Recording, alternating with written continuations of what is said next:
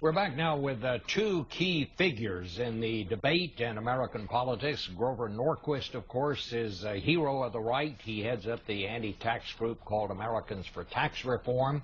And Neera Tanden is the head of the Democratic think tank, the Center for American Progress.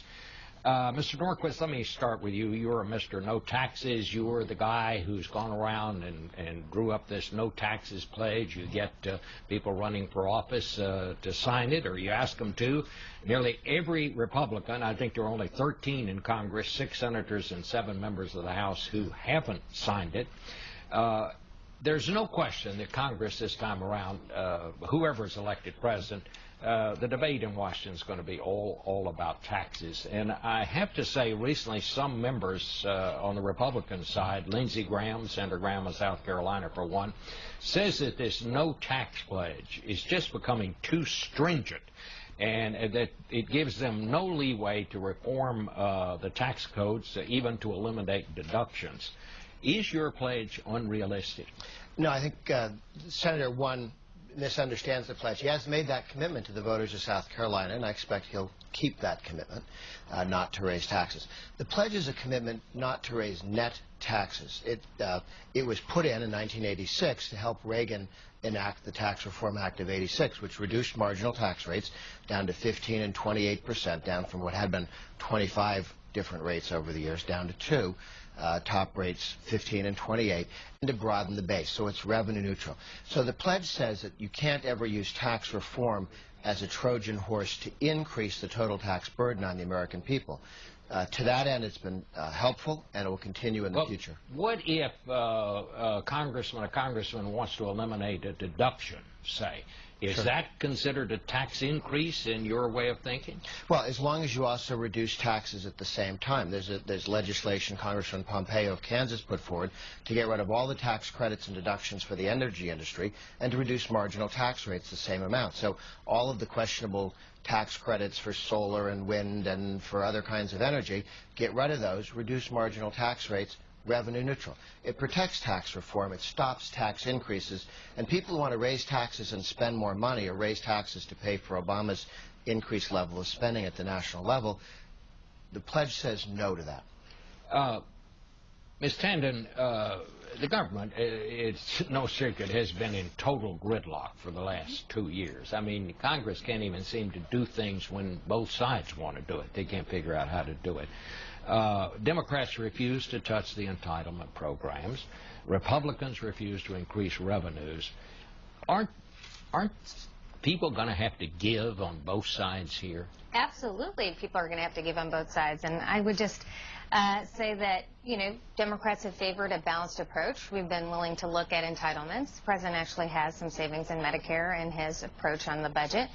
But we have to have revenues as part of that. And what I would say to Grover is that we really don't have, I don't think there's a consistency to approaches, because there have been tax cuts that, Grover Norquist and the Republicans have opposed. Even though they don't, they are just plain old tax cuts when it comes to the Earned Income Tax Credit, reforms there, American Opportunity Tax Cuts, even the health care tax cuts in the Affordable Care Act.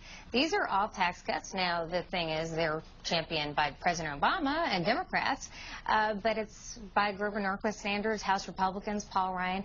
Those tax cuts we can get rid of. It's those that we can get rid of. We have to protect only the millionaires' tax credits, billionaires' tax cuts, and I think that's what's a challenge. There is a level of, disingenuousness here. Well, that's a misunderstanding. I certainly support, as presidential candidate Romney and Ryan do, and all Republicans in the House and Senate, abolishing Obamacare, which is 3,000 pages long. We were sold hope and change. They didn't have a written down plan, which is why it's so odd that the president attacks Ryan and Romney for putting forward actual specifics on reforms when they offer no specifics. They got elected talking about hope and change, and we ended up with 3,000 pages, 20 different tax increases stuck inside Obamacare. 8 of them directly hit lower income people. Directly. All hit indirectly lower income people. 8 directly hit them. You can see them on the website, atr.org. We go through all 8, and the president didn't keep his word when he said he wouldn't raise taxes on people who earn less than $200,000 a year. I see Neera Tanden is shaking her head here. I think, it's hard to see which falsehood to take on. The Affordable Care Act is a massive tax cut in health care. It's a $600 billion tax cut for health care. It's a tax cut to middle-class families. But beyond that, the Earned Income Tax Credit, the American Opportunity Tax Credit, there's a range of tax cuts that are authored by Democrats that Grover Norquist and Republicans have opposed. And that's why I think this whole debate is one where it's really not about tax cuts. The President supports tax cuts. It's about making the wealthy pay their fair share, taking those tax cuts at the highest levels, and ensuring that those people are paying their fair share as part of a balanced approach. What we've been talking about is taxes on people who are over 250, and even those folks, Grover and Paul Ryan and Mitt Romney, want to cut taxes, not have them pay their fair share. Well, at the first 16 days into President Obama's presidency, 16 days, he raised taxes on people who smoke cigarettes. Average income, $40,000 a year. So it only took him 2 weeks to screw lower-income voters. He promised he wouldn't. He did not tell the truth. He raised taxes. In Obamacare, there are a series of tax increases. There are tax increases on people, on medical devices. Wheelchairs, there's a tax increase on wheelchairs in health care. This does not reduce the cost of health care. It increased the cost of health care. A 2% tax on wheelchairs does not reduce the cost of health care. So those tax increases, the President did not keep his word on those. But the most important thing that happened in the last 2 weeks is not even the exciting news of Ryan on the ticket, but the President has changed his former promise. It used to be no taxes on anyone who earned less than $250,000 a year.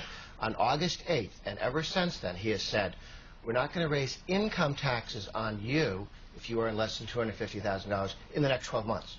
So we've now, all other taxes are fair game immediately, and your income tax protection lasts 1 year. That open season. I just have to say that is absolutely false. Just because Grover Norquist interprets the president saying something doesn't mean he said it. He has held firm to this commitment of not raising taxes on anyone under $250,000. It's been fact-checked by folks one way or the other. He hasn't raised those taxes. And found not to be true.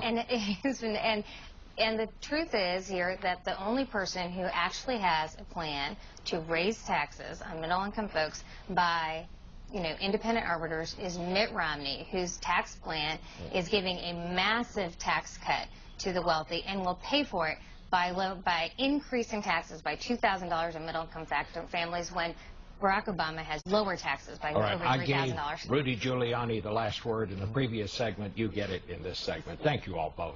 We'll be right back. Thanks.